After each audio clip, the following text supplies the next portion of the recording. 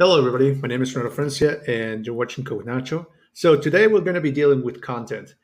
Now, what makes content particularly interesting in Drupal is that you're able to actually change how things are behaving and how to structure them. Plus, also you can change how the workflow is going there. So let's see a case. You have to create a page and make an article for and add some banners that will appear on every page. Something that would be a message or something like an announcement. Make sure that actually works on, let's say it's every page and every article. So also we have to add some comments, like we have to moderate them and make sure that they basically be either approved or dismissed in case they're not well allowed to do it. So here's the problem. We have to create some content and then have to add some moderation to some of that content there. Now, for this particular case, we don't really need a lot of experience with Drupal, and we really need no code. And I'll try to keep things easy and simple for now, no code intensive things, but there'll be a point in time we'll actually get there. So for solutions for this one, we'll use the content dashboard. This is coming from core. And then after that, we're going to see the content creation problem. We'll start dealing with blocks, which is basically pieces of content that will appear on every type of page or however we define them. And finally, we're going to deal something with comments there. Now for task, we'll just create a page. Let's create some articles to make sure we have some content in place. After that, we're going to create an announcement of blocks. Make sure that it appears on every page, not say every article, which is going to be a very interesting difference. And then after that, we're going to get some content be added to it. And then after that, we're going to have some comments being enabled for us. Now, here's the thing about moderated content. We're going to give our anonymous user permissions. And this is the first time we're going to be dealing with permissions. But it will help us a lot to understand how permission levels works and also how we can moderate some of that content in place. Now, let's begin with some of the tasks then. Okay, so let's begin first with creating some content. Right now we have here a Drupal site without any content there. So let's create some articles, just a couple of articles. Let's call it like article 1, and let's say this is cool. Maybe that could be a better choice. And then after that, yeah, there's really no need for tags. This is just demo site. Great, now let's create another article. And let's call this, how do you create something with Drupal? Maybe how to create an article. Well, that's pretty meta, but you create it with content, but at least it helps. Let's make sure it's an article. Maybe that could be a nice tag in here. And let's maybe call Drupal as a tag as well.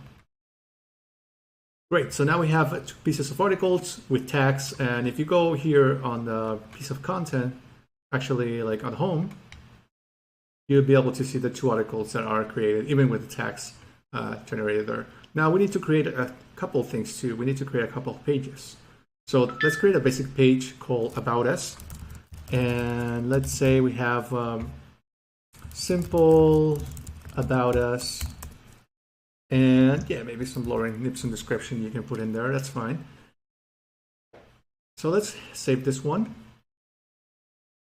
And maybe the second one we want to create is a contact us with some information that we want to give to our users. Let's say maybe contact us. Let's say it's 1 Lorem Ipsum Street, and wherever you want to go. Maybe Null Island. That would be a nice. If you basically live in Null Island, that's a funny one to be. But let's have this section saying that that's going to be the case for us. So perfect. So now we have 2 pieces of content. We have some comments, and we have some content. We already created this. Now, here's a piece of information that we need to create, because we need to create a banner that appears here. Maybe it's going to be an announcement saying that, hey, there's going to be some contest, or maybe it's a warning sign, whatever. So that's something that we need to actually have in mind. So let's go to blocks first of all, because that's something the tab we have in here for content. Now let's add a block, content block, and let's call this announcement. announcement. Well, we can even call it announcement block. That can help us a lot, and say this is a warning maybe for all users. Contact us for more information. Just keeping the mystery alive in there. But yeah, that's basically going to be one thing. Now, the second thing we got to do, instead of save, we have to go to save and configure. And save and configure will give us the option of putting what is going to be the option that we want to give for this block. Where do we want to put it? Now, we can say like the resources side is going to be 200 because it's a success message. We don't really have to put it, but that's something I like to add. And then after that, we want to restrict it. We can restrict it by pages, by roles. In that case, you have admins or you have authenticated or non-authenticated users. Perhaps this is an announcement only for your users and not your admins. That is something that you really want to check. Or even it's only for people that already are authenticated, are registered to your site. That's something you only want to show. But for this case, we set every single page. So we want to go into our content type. And then after that, select basic pages. Now here's a part that's important. We have the option for regions. So let's say it's something that's going to be above the content because we want this to be the first thing that people will see. Let's save the block. So now we're seeing the block layout, and that's exactly where our blocks will live. Now we have the option of actually plugging that block into one of these regions. And we can here go ahead and demonstrate the regions, and we can see all the regions that exist within our theme where we can plug the blocks. In here, we have selected content above for displaying our options, but we can also put it either in content or maybe in sidebar if we want the announcement to live in our region there. For now, let's see if we go and see how thing works for About Us. So we refresh this site and we see our announcement. We'll be able to see this announcement saying that this is a warning for all users, contact us for more information. Maybe that's not very descriptive of what we have, or even it could be confusing with some of the content. So let's change the region from content above to sidebar. So let's go ahead back into block layout, structure block layout, and find our block. We call it announcement block. So let's drag this into our sidebar. You can also select the option by going with it here, clicking here and just showing there. Let's save the block again. Let's refresh the page. And now we have this as a sidebar. Now we're able to see that this is a different part of a content and it appears only on pages. Now we can prove this thing by going into our home page, select an article maybe, and there's no message in here for announcements because it only shows on pages. Now we have completed the second part of our task. Now let's add a third one, and that is going to be moderating a comment. First, let's go into people and let's add some permissions because we want this to be a comment coming from an anonymous user. So let's go ahead into permissions. Let's go ahead and click comments and allow basically anonymous users to actually post comments. We don't want it to administer, we want it to post comments. Now we have allowed them to comment, we're able to actually add some comments as an anonymous user. So let's go ahead and see what they see. So this is an anonymous user. They have the ability to actually see the content that we have created because it's already been published. Now let's go ahead and click on an article and add some comments to it. So let's say go ahead with this creating article. Say your name, say this is very interesting, and let's add a comment there and say I like this.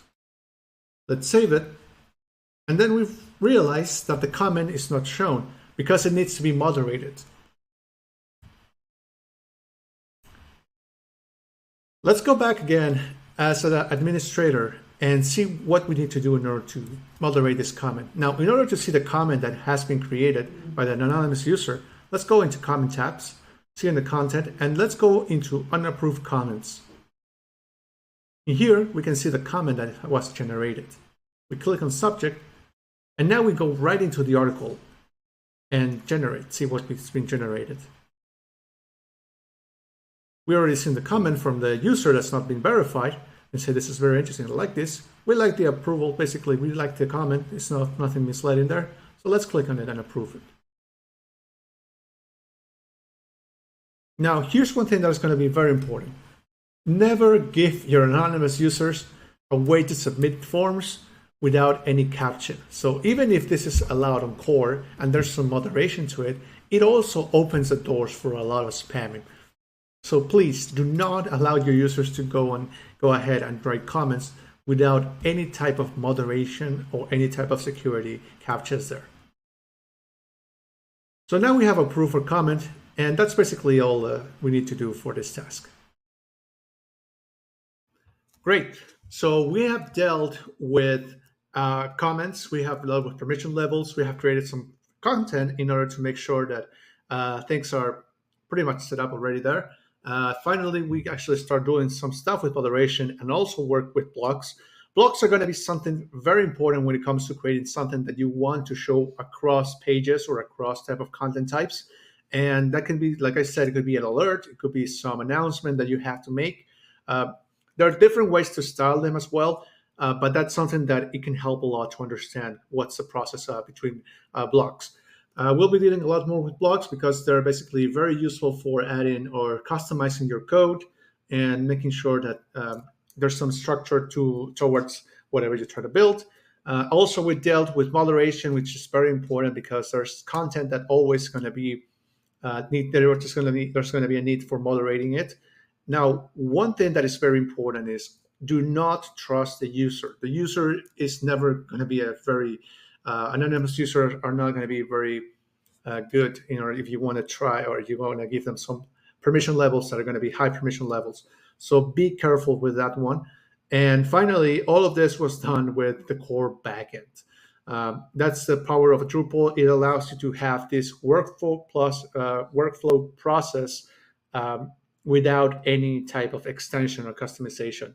That's the powerful thing about part of Drupal because it allows you to create very easy to make custom content types and moderations there. So again, if you have any questions, feel free to ask. If you have any case scenarios that you're facing or you want to face or you want to create in the future, please put in the comments. I'll be more than happy to answer them. So thank you very much and have a lovely day there. Don't forget to subscribe as well. That helps a lot.